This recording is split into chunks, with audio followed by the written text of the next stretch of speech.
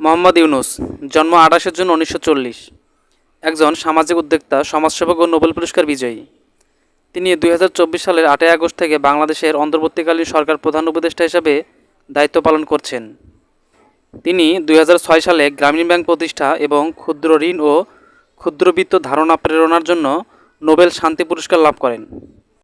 তিনি ২০০৯ সালে যুক্তরাষ্ট্রের প্রেসিডেন্সিয়াল মেডেল অফ ফ্রিডম এবং ২০১০ সালে কংগ্রেশনাল গোল্ড মেডেল সহ বিভিন্ন জাতীয় ও আন্তর্জাতিক সম্মাননায় ভূষিত হয়েছেন।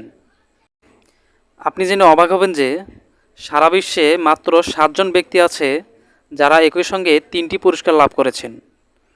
পুরস্কার ৩টি হল নোবেল শান্তি পুরস্কার, যুক্তরাষ্ট্রের প্রেসিডেন্সিয়াল মেডেল অফ ফ্রিডম এবং মার্কিন যুক্তরাষ্ট্রের কংগ্রেশনাল গোল্ড মেডেল। এই 3টি পুরস্কার একত্রে পেয়েছেন মাত্র ৭ জন ব্যক্তি, তার মধ্যে ডক্টর ইউনূস একজন। ২০১২ সালে তিনি স্কটল্যান্ডের গ্লাসগো ক্যালেডোনিয়ান বিশ্ববিদ্যালয়ের উপাচার্য হন এবং ২০১৮ সাল পর্যন্ত এই পদে অধিষ্ঠিত ছিলেন। এর আগে তিনি চট্টগ্রাম বিশ্ববিদ্যালয়ে অর্থনীতি বিভাগের অধ্যাপক ছিলেন।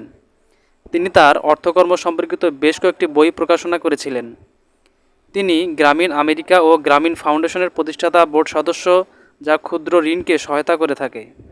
তিনি ১৯৯৮ সাল থেকে ২০২১ সাল পর্যন্ত ইউনাইটেড নেশনস ফাউন্ডেশনের পরিচালনা পরিষদের দায়িত্ব পালন করেন।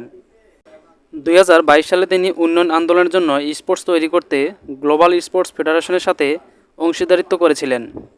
২০২৪ সালের ৫ই আগস্ট অসহযোগ আন্দোলনের ফলে সাবেক প্রধানমন্ত্রী শেখ হাসিনা পদত্যাগ করেন এবং ২০২৪ সালের ৬ই আগস্ট রাষ্ট্রপতি মোহাম্মদ শাহাবুদ্দিন জাতীয় সংসদ বিলুপ্ত করার পরে শিক্ষার্থীদের দাবির ভিত্তিতে রাষ্ট্রপতি ইউনূসকে বাংলাদেশের অন্তর্বর্তীকালীন সরকারের প্রধান হিসাবে দায়িত্ব পালনের জন্য মনোনীত করেছিলেন।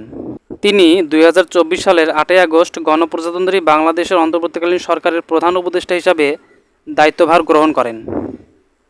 ১৯৭৮ সাল থেকে ২০২১ সাল পর্যন্ত ডক্টর ইউনূস জাতীয় ও আন্তর্জাতিক সহ প্রায় ১৪৫টি পুরস্কার অর্জন করেছেন।